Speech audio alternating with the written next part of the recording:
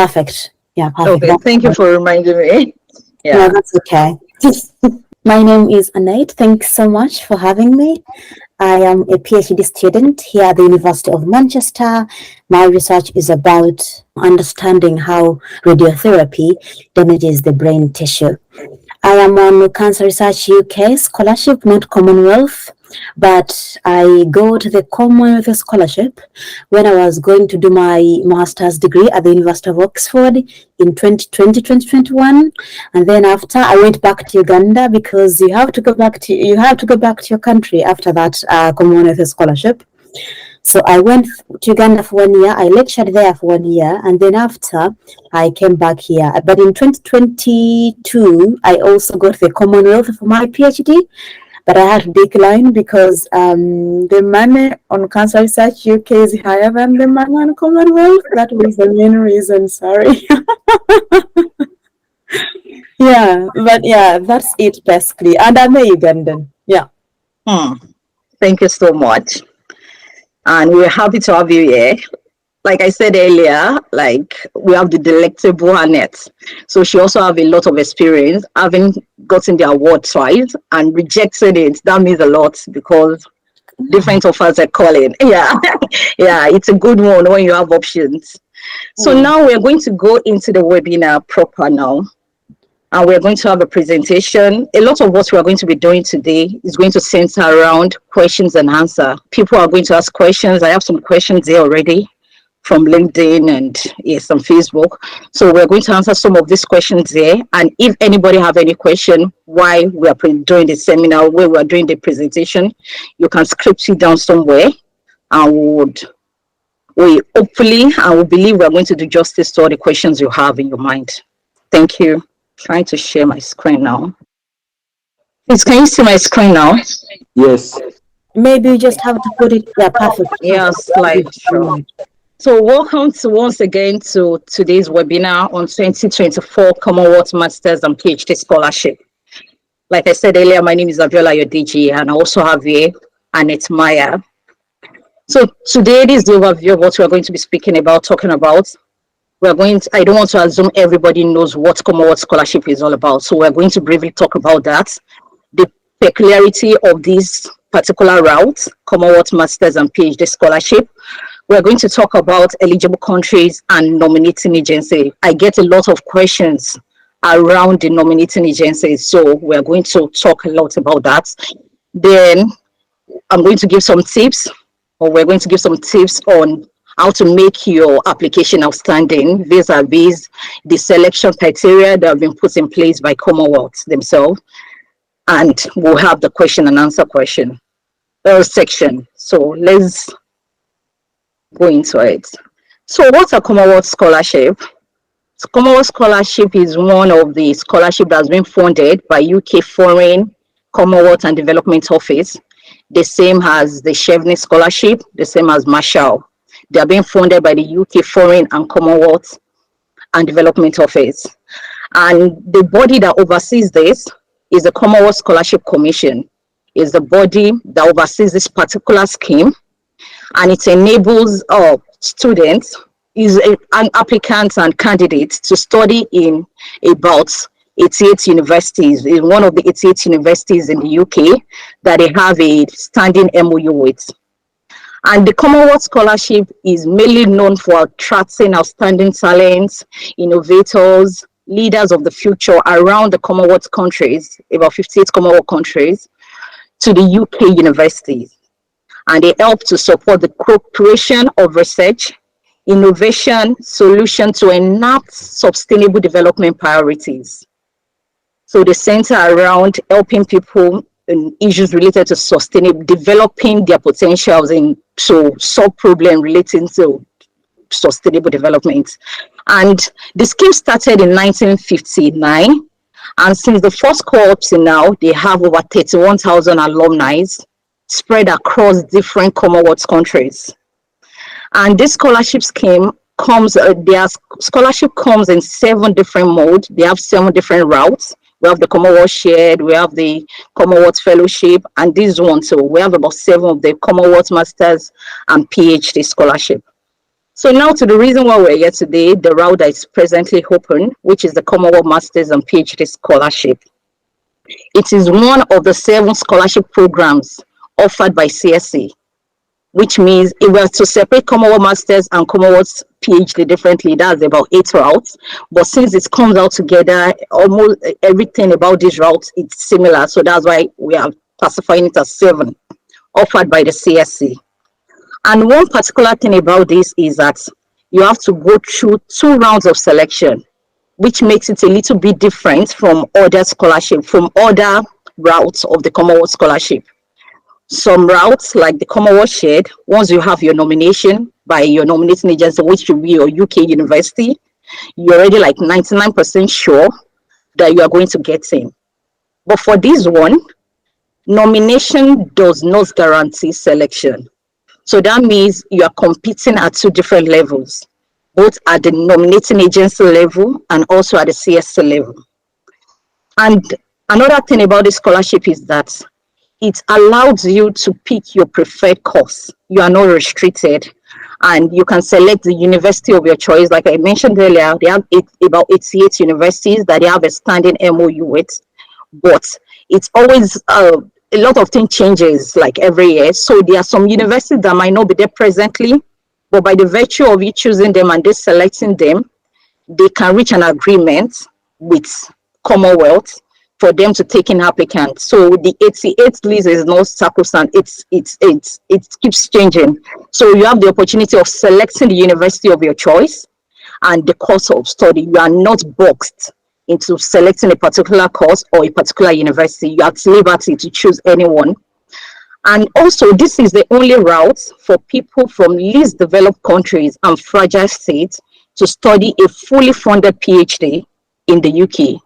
We have the Commonwealth split side, but that is not for your entire PhD. It's just 1 year out of the 3 or 4 years you're going to stay use in a university.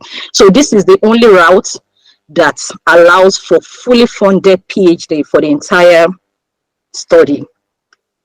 So now, before we delve into the application, I want to, I know a lot of us are familiar with this, but I just want to whet our appetite more so that we won't feel like this is a whole lot of work. If you know the reward, it's going to like inspire and encourage you to want to put in the work into this application.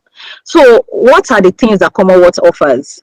Commonwealth offers you a fully funded study at a UK university. These include full tuition fee, and the tuition fee for most postgraduates in the UK ranges from around 12,000 to about 40,000 pounds.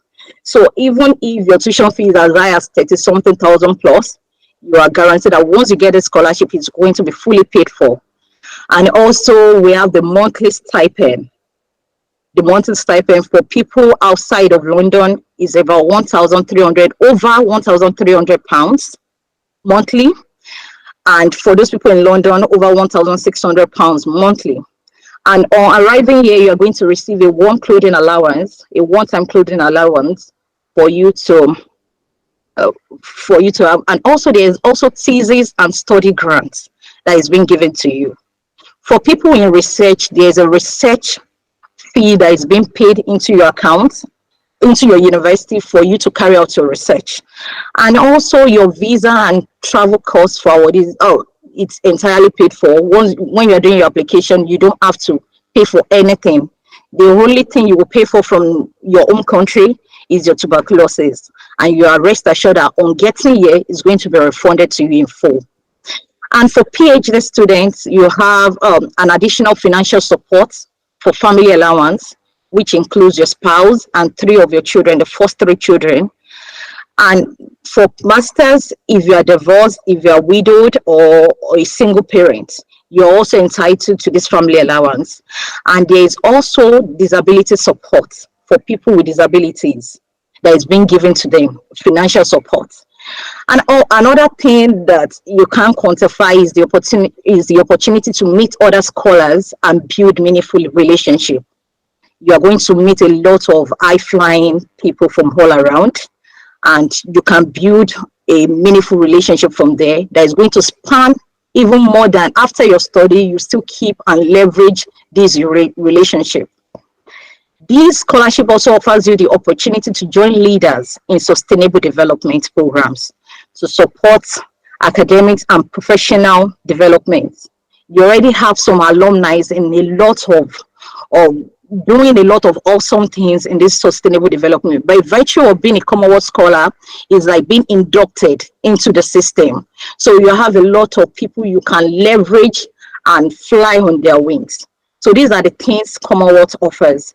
So now let's go into the eligible countries. I don't want to assume that everybody knows, so that's why we're just giving overview of all of this. So for the masters is for all low and middle income countries, is about 44 of them out of the 56 countries of the Commonwealth.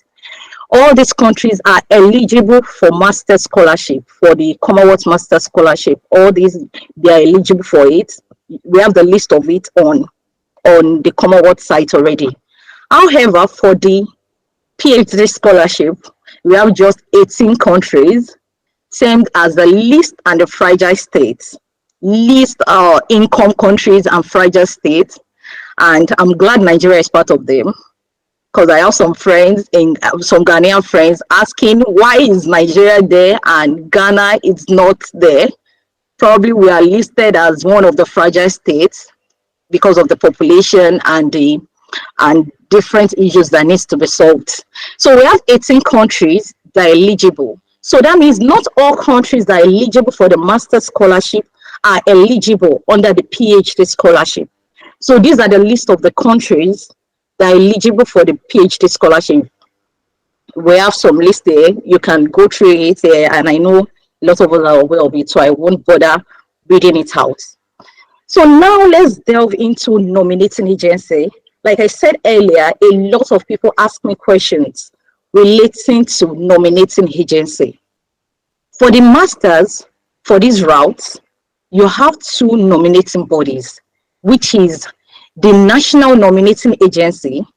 Most time is the Ministry of Education in your own country. For instance, Nigeria, because I have a lot of people signing here that are from Nigeria.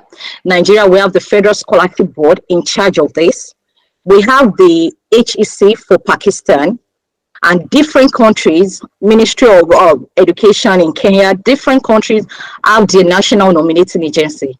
And when you see on the Commonwealth Scholarship page, you will see this is the main route of application.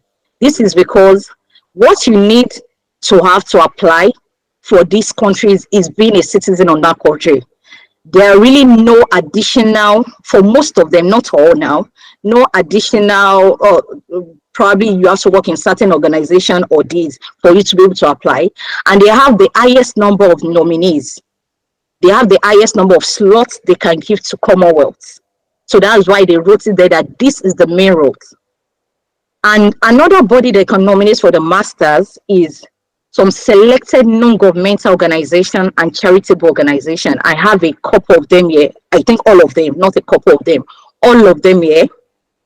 And now for the PhD, these two bodies we mentioned earlier, the National Nominating Agency and also the selected non-governmental organization and charitable body, can nominate for PhD, in addition to selected universities that can nominate only their academic staffs. And out of the 18 countries we mentioned earlier that are eligible for Commonwealth PhD, only 10 of them have these opportunities. You can check the Nigeria is included, Uganda is included, Malawi is included, and Nigeria has the highest number of universities that can nominate their staff. I think 14 universities. Others have about 3 universities where they can nominate their academic staffs. So these are the nominating bodies. Now I want to talk about I've talked about in details about the National Nominating Agency, talking about different, most of them are Ministry of Education in your own country, and going through the Commonwealth Scholarship, you will definitely see the office in charge of your country nomination. You have the details there, you have the email address and all. And I can say for a fact, Nigeria, if you send a message to Nigeria nominating body, you might not get a response. but you will see the details on their site about what to have, who they are expecting during the interview. I'm still going to talk about the interview later. Then let's talk about the selected non-governmental organizations. These are the selected non-governmental organizations that can nominate for this award. We have the Commonwealth Disabled People's Forum, which enables people with one form of disability or the other to apply through them. And they have a condition, which is whatever you are doing as well, aside having one disability, your research or whatever you are studying has to be something that will benefit the disabled people in your own country generally. And another one is the Forum for the FAWE, the Forum for African Women Educationalists. They only nominate masters and for selected African countries for masters and PhD. When I mean selected, PhD, you can remember the 18 countries we talked about. So if your country is not there, even if you are from an African country and you're a female, you can't still apply for PhD, because automatically the 18 countries, you have been ruled out for that. And each of these non-governmental organizations have the list clearly stated out on the countries they can select.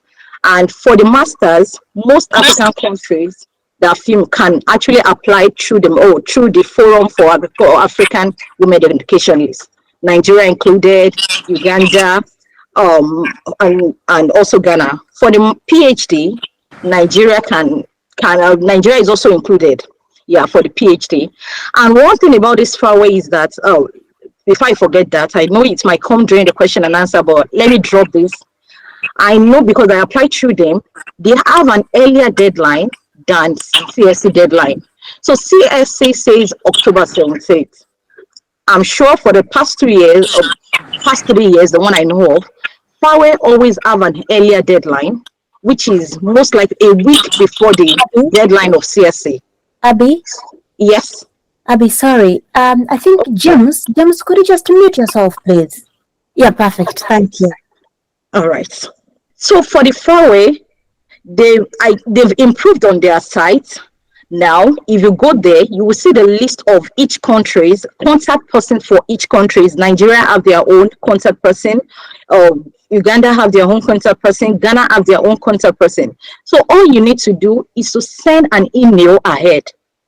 Don't wait till you finish your submission before you tell them of your intention of using them as one or selecting them as your nominating agency.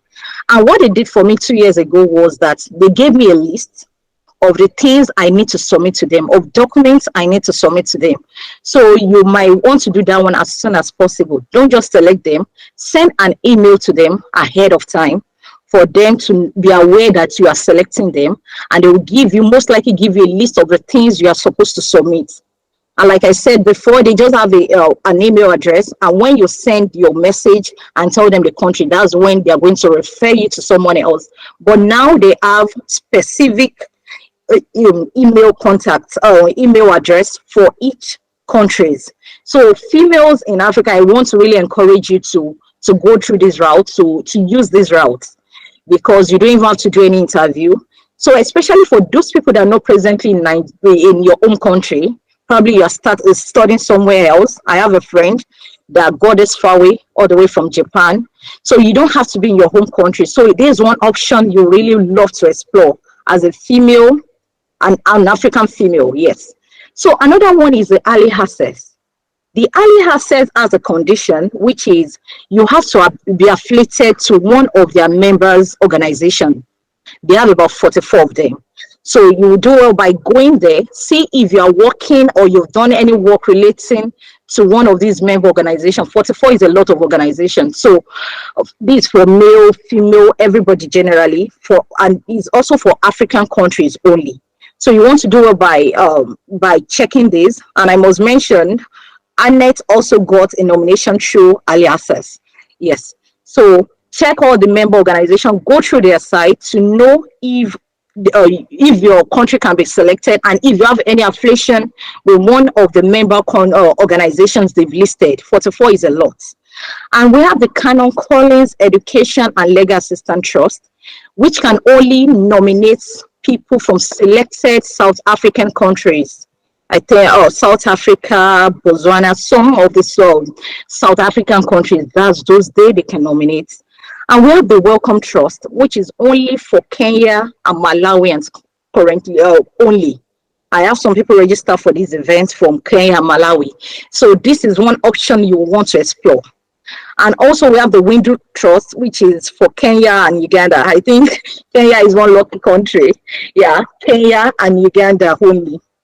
So do well to check each of these organizations to know if you can be selected. For people in Nigeria, your options is limited to the Commonwealth disabled people, the faraway and the early access, because our country is not included.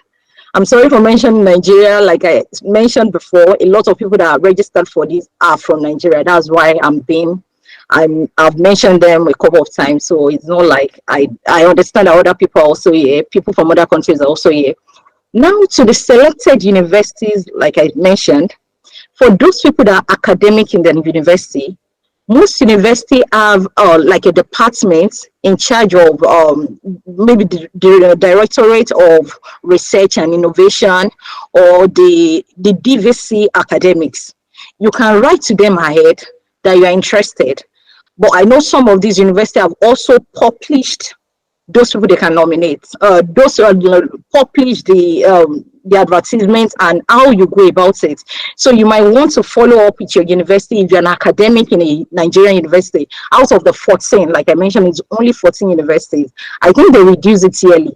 Because when I applied then, it was about 19 universities that can nominate. But on checking it a few days ago, I saw it's only 14 in Nigeria. Then other countries have about 2, 3 like that. So you have to check with your university procedure themselves. Yeah. So that's that about the nominating agency. And I have to say this, for this route, selection by your nominating agency is very, very important.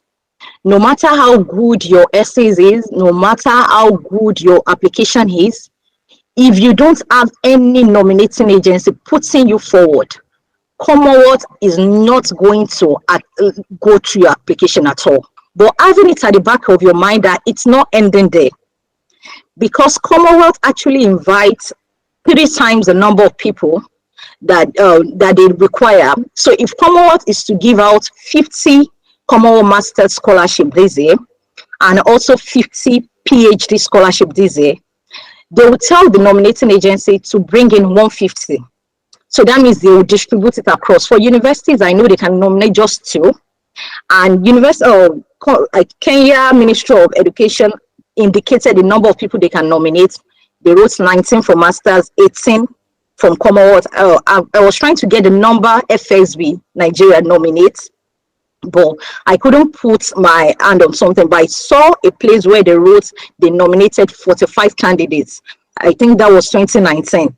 So that gave me an idea of, the number they nominate is not like huge. So that means one is in for a very big competition, like big competition now. So you have to put that one at the back of your mind when you are writing and when you are putting your application together, knowing fully well that a lot of people want this scholarship.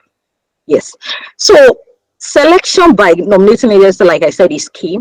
And another thing is that Commonwealth is not involved in additional eligibility by each of they gave all these nominating agency liberty to have their own criteria.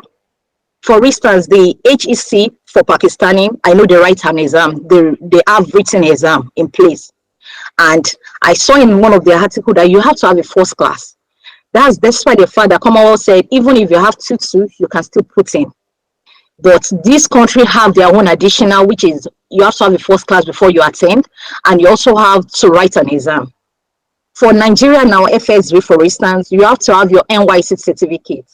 That is not CSC business, but for you to scale through FSB, you need your NYC certificates and publications. And so each of these nominating agencies have their own criteria in place, which is not about Commonwealth now, but Commonwealth have given them the liberty to have their own additional criteria. Aside the one Commonwealth put in place, which is like the standard, you can have your own additional. So for this nominating agency. So most of these nominating agencies are very clear and very open about what the additional criteria is. So it will be beneficial for those of us attending and those of us putting in for the application. I believe all of us are, to go through each of the criteria, aside the CSC criteria that has been put in place, go through these individual nominating agencies, the ones you believe can nominate you, aside writing to them ahead, know what they really want, what they're looking for. Like for the Window Trust now, for instance, I think they add their own additional requirement that they are really particular about people, about females. So they really encourage females to apply, and also people with a very poor financial background.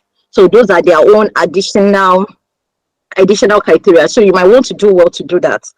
And also check with the nominating agency for specific advice and rules for applying. Like I said, FAWE gives you an email address for you to write to before putting in. So you should not just put in your application and just leave it there. I've already selected them. If they want to nominate me, they should nominate me. No, you should check with them for their own advice. Probably, send it ahead of time. So you want to check for their deadline, their own criteria individually for the ones that you are going for. And nominating agency may set their own closing deadline for all dates for application. Like I said, for FAWE, I know that one. Their own application is always earlier than the one stated by Commonwealth. So you really, if you are going through them, you really have to be fast about that, like send an email ahead of time to them. And applicants must complete an application using the Common CSC online application system, in addition to any other application required to be completed by nominating agency. So aside this application, some requires you to fill another form, some requires you to have a written exam. But before you do any of these, don't do any of these without applying to Commonwealth, because you cannot just chase the nominating agency independently without having your application with CSC. So you have to do this hand in hand while you're making inquiry with your nominating agency. You're also filling your applications right.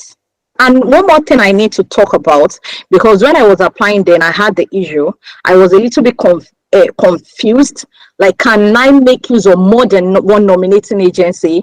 Hope that one is not going to play against me having multiple applications like that. I really searched for answers, but unfortunately I couldn't before my application.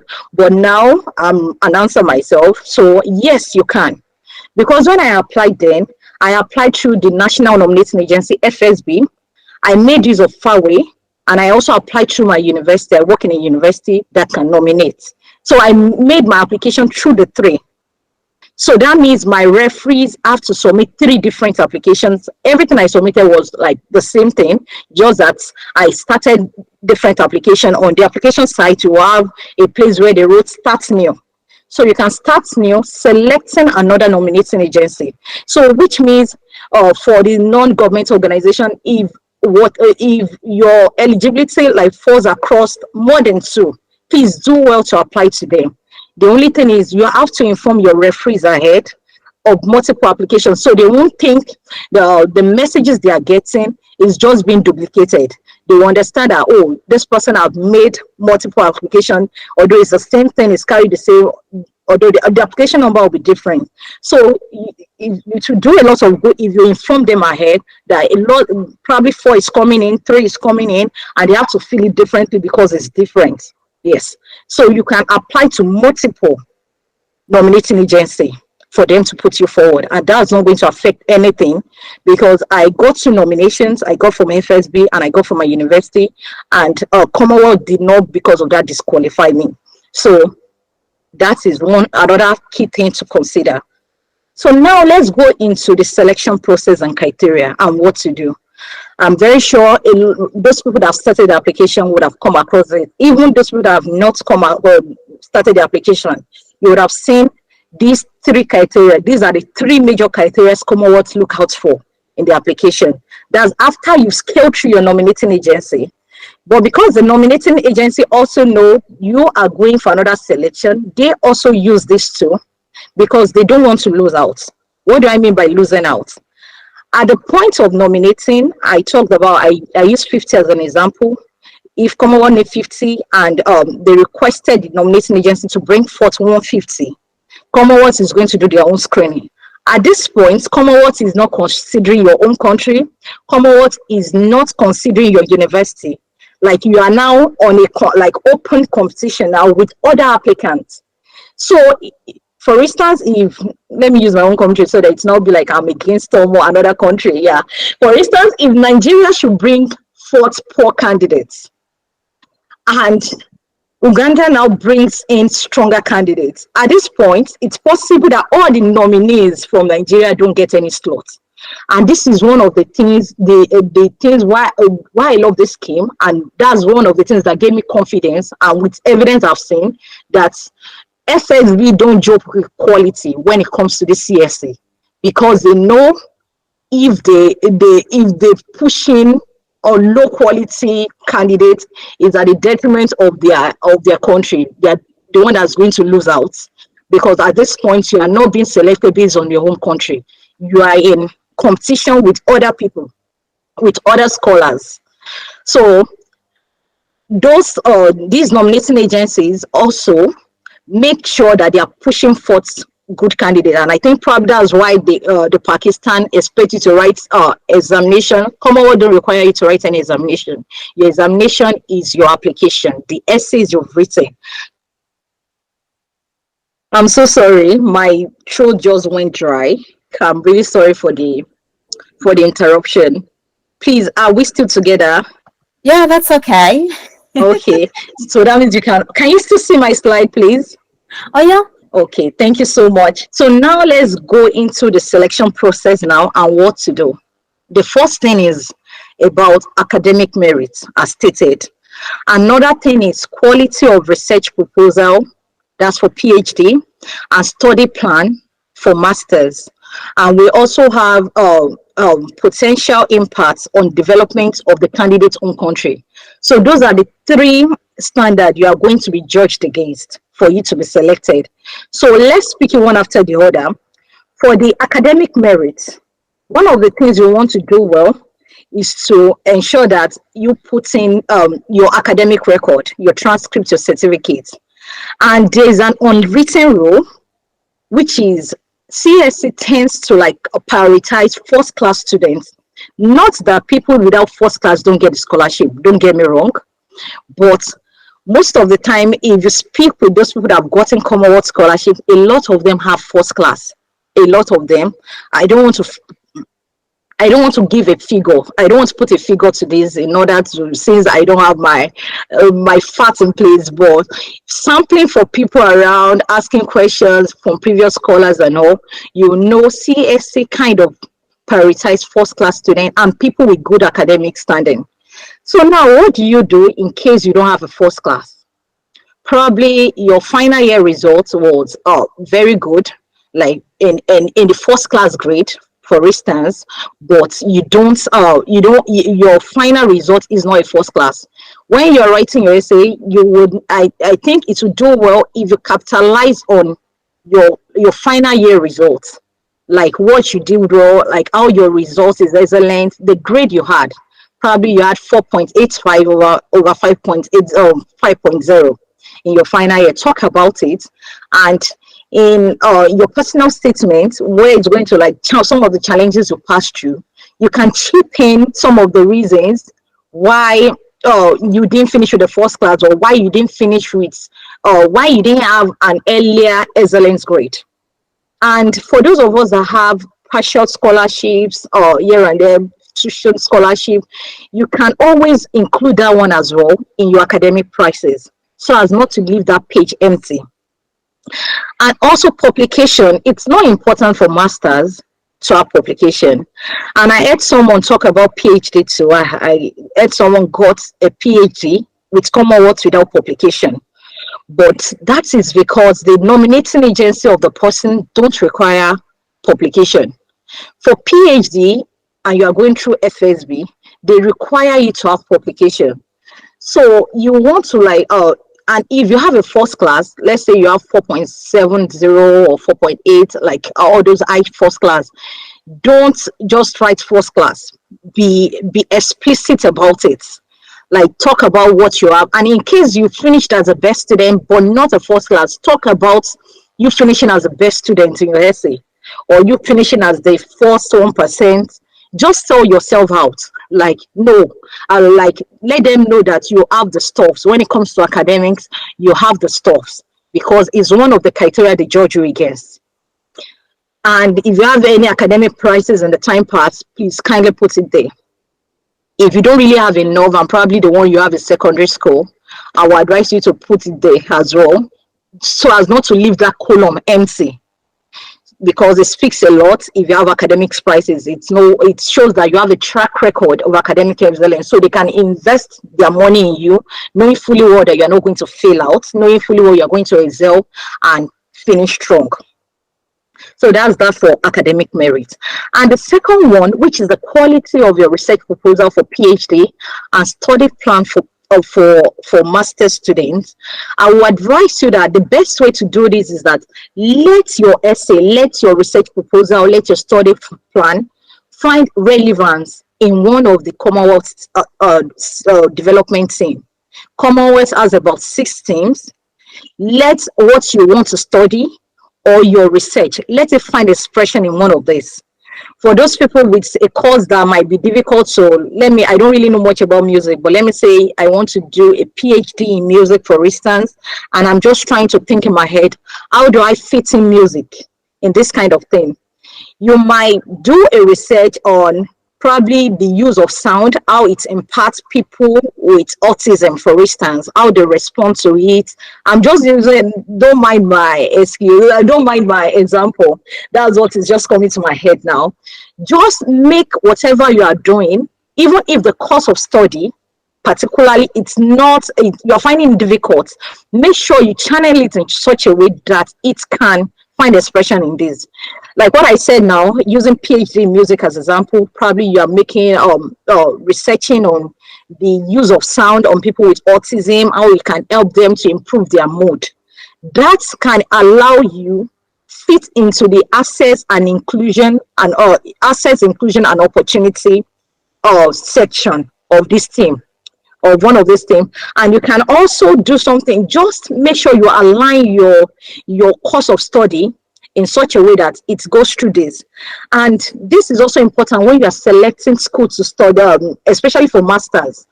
Look at this Commonwealth team. If the course you want to study is not finding expression in this, it will be better to look for another course that have an expression in this. It will help you to write better when it comes to your study plan, and even your developmental essays. It will help you to channel it in such a way that it's going to be beneficial to others. And the third one, which is the potential impact on development of candidates on country. Looks like we lost Abiola. Let me just message her quickly. Meanwhile, I can answer a few questions while she's away. I hope she comes back soon. Yeah, somebody asked questions about the references. Well, from my experience, the references are sent by the referees themselves in the beginning. But when you are selected, when the Commonwealth selects you at the end, then they ask you to upload those references by yourself. That's only done at the end, according to my experience. Okay, perfect. She's back. Hello, I'm really sorry about that. I don't know what happened. My laptop just went off from here. Oh no, so sorry. Okay, are you saying something? Sorry, or should I just continue? It's fine, because there was a question and I didn't want to skip it before we proceed. It was about sending, I don't know if you can check the chart, but it was about possibility. I thought we are the one to upload all the reference letters on the portal during the application. I saw something like this on the application site. Please clarify. I don't know your experience, Abby. It seems there are some changes on the application portal on reference letters. When I applied then, the only thing you're required to do was to submit the email address of your referees. where they are going to send them a message for them to fill in the reference for you, not for you to upload to them directly.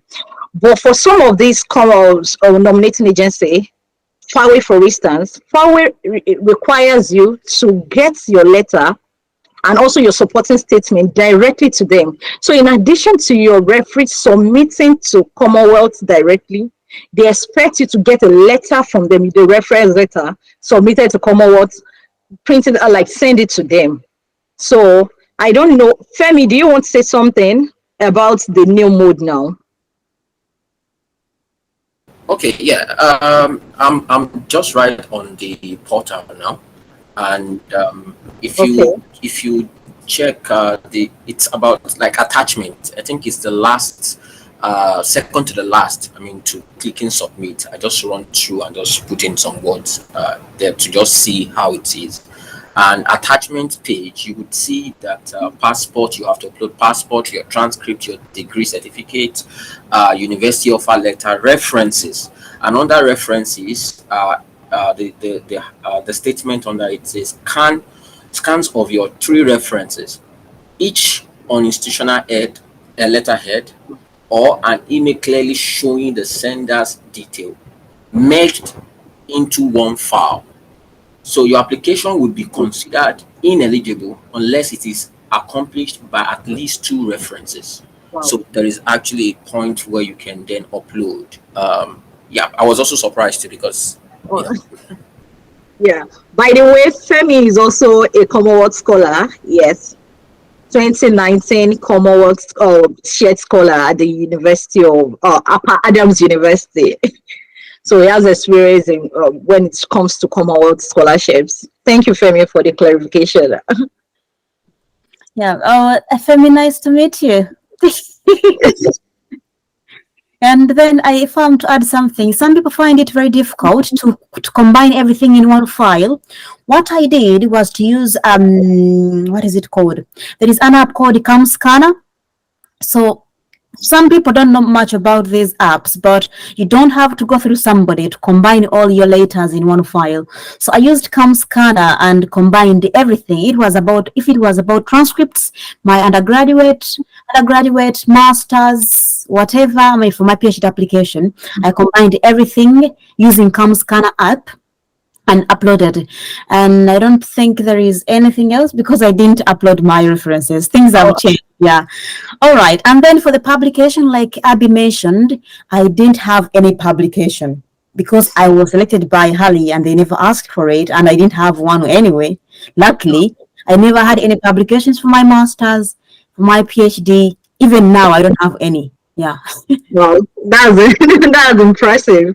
If not for people like you, I would have said it categorically that for you to get a PhD scholarship, you need to have a publication.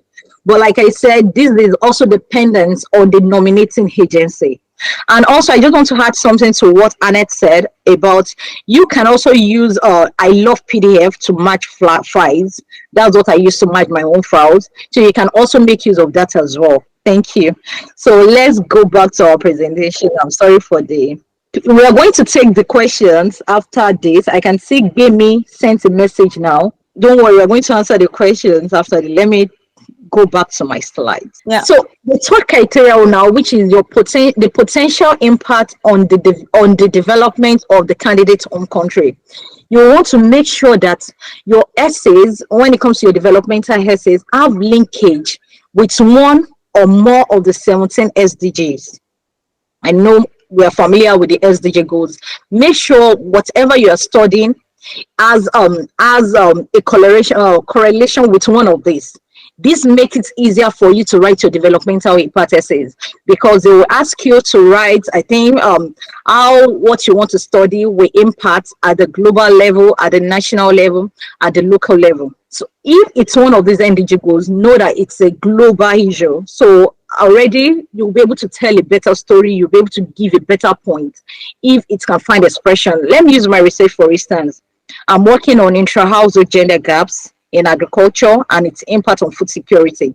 So that has a correlation with zero hunger, gender inequality, and also no poverty. So it was easier to tailor down my essays because it already finds its expression in one of the sustainable development goals, which is global issues. This is something people are trying to find to solve. So if whatever you are studying or whatever you intend to do can find expression, that means you are contributing your quota in achieving these goals, which is a good one. It's good on paper. It's easy to defend. So now we are going to the 12 tips I have for making your application outstanding. I know there are still additional tips. You would have add some here and there.